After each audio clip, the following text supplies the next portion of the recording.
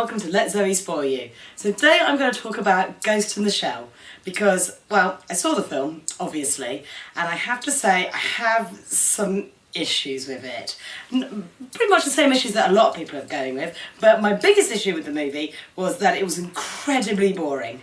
Like, so boring. Like, I love the original Ghost in the Shell. It was an absolutely iconic piece of anime for its time. The time period it was made in just proved how advanced it was, and it was a wonderful example of cyberpunk. Now, cyberpunk in anime has pretty much died down. We have very little in the way of cyberpunk, and to make something a cyberpunk, it has to be set in a futuristic society, but deal with issues from a future time that we can't quite predict might will happen yet. So it deals with, overpopulation, hegemonic society, augmentation, and all these intricate things that happen within a society that Japan was striving for. Problem with nowadays is because of a lot of these things that they strive for within Japanese society happen. So you can't really have things set in this hypothetical future because that's now, and the cyberpunk genre started dying out with the invention of AI and augmented reality and cybernetic enhancements. But at the time, Ghost in the Shell was brilliant because it dealt with, cyber terrorism and what happens and the questions of AI intelligence. The biggest problem with remaking the movie now is that it doesn't come across as a cyberpunk, it comes across as a sci-fi because its world is not so futuristic that, the stuff that's happening in that world is kind of already happening. I mean, visually, Ghost in the Shell, the movie, is stunning.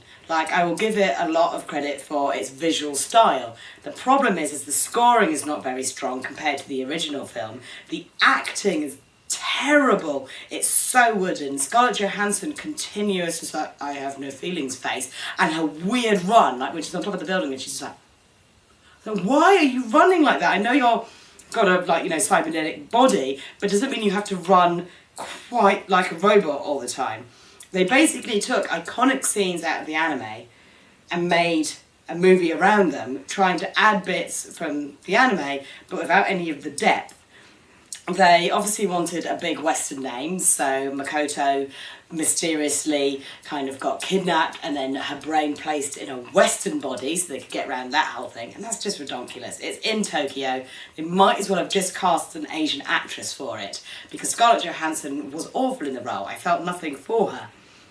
But it didn't hit any of the notes that it could have done. And the problem is it's a film wanting to be sci-fi cyberpunk coming after we've already had films like Blade Runner, The Matrix, Chappie and Ex Machina. It had nothing new to say about our supposed futuristic world. Nothing new. It's all been done before.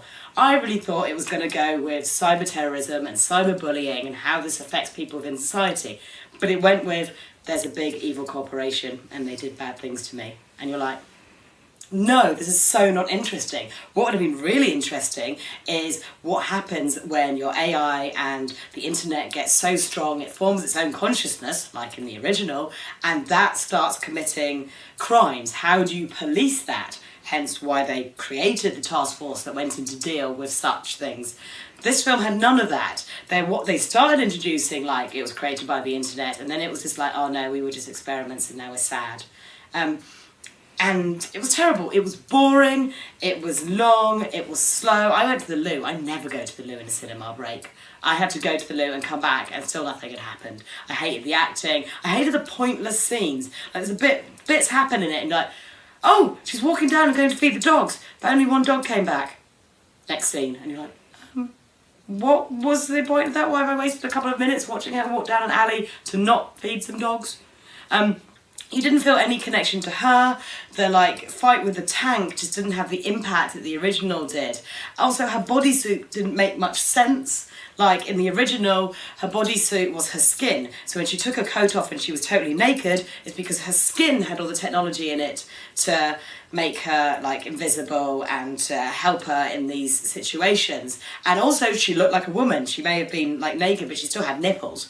This, when she takes the things off, you can tell it's a suit. So I thought, well, maybe that is her skin. But then you see other scenes where they're like giving her an injection, and there's none of the markings, none of, like, it's just actual regular skin. So she now just putting on a skin-coloured, skin-tight suit over her skin, and you're just like, that's just stupid.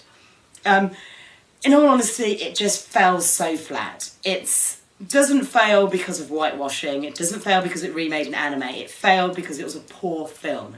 Poor dialogue choices, poor like cinematography choices.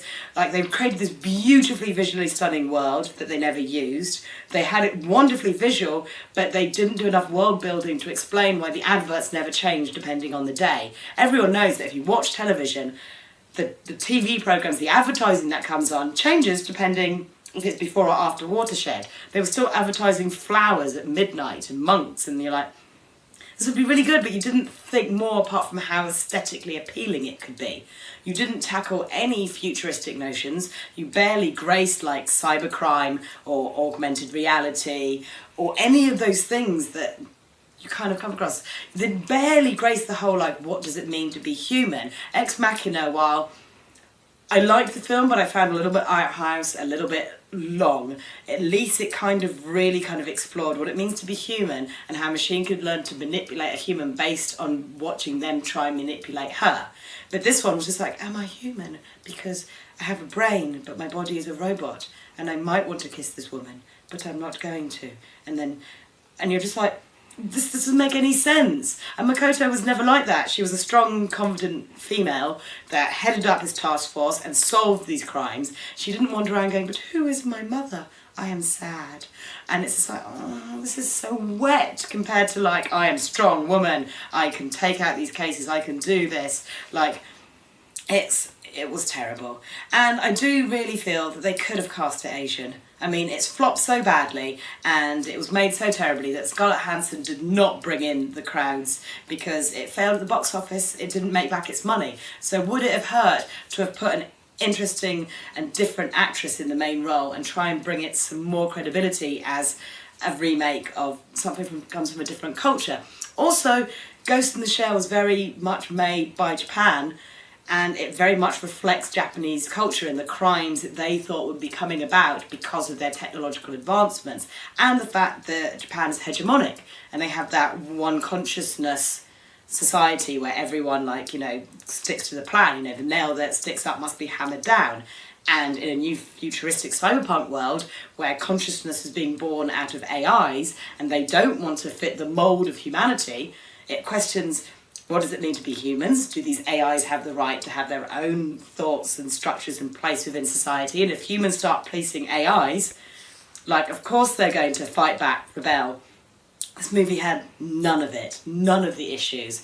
It's a total waste of time. It's much better just to go back and watch Blade Runner or watch Ex Machina or Chappie. And also, go watch, like, Psycho Pass. If there is one cyberpunk that is thoroughly working brilliantly, it is Psycho Pass. And I'll probably do another video on that because it's got so many levels of futuristic cyberpunk, like the genre, but also it is all about the problems of modern Japanese society and what happens when a hegemonic society advances to that next level and how they police the society.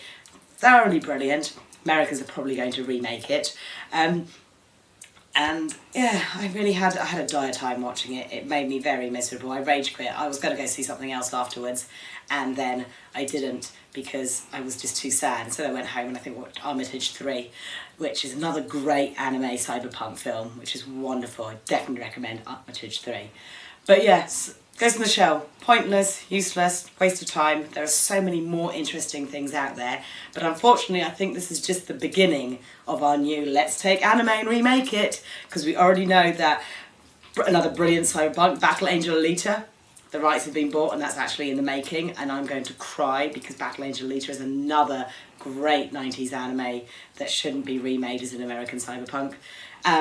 Robotech is getting the remake treatment, and it's like, don't do it, just leave them alone. Luckily Akira seems to have fallen, the rights were bought, they started it, but it's going nowhere, and I'm like, just leave Akira alone. You can't do it. You can't do it. You can't make a film about a post, like, apocalyptic world where a nuclear weapon ravaged Tokyo in America Wales, Manhattan it's set, because you don't have that relationship with nuclear weapons and the way that it advanced technology and the way it destroyed like Japanese society. It's just, it won't work. Unfortunately, or maybe fortunately, we do have Death Note being remade, and that comes out I think in August. I will do another video on that one because I feel like I've got quite a bit to say, because I'm currently rereading all of Death Note in preparation for this American remake. But alas, I think the remakes only work if you remake them to make them current for the society that's being remaking them. So if you take something that's set in Japan with all its history, all its social and cultural ups and downs, its politics, its economics, if you remake it, you have to make sure you put enough of the society that's remaking in it to make it cultural and historically relevant for the story you're telling. And Ghost in the Shell took all the aesthetics and none of the history or the culture. As you can tell, Ghost in the Shell really fell flat. Absolutely hated it. Luckily, better things out there, and more videos will come about these far more interesting projects. But for now, this is Lizzie signing off. Have a great time, and I will catch you in the next video.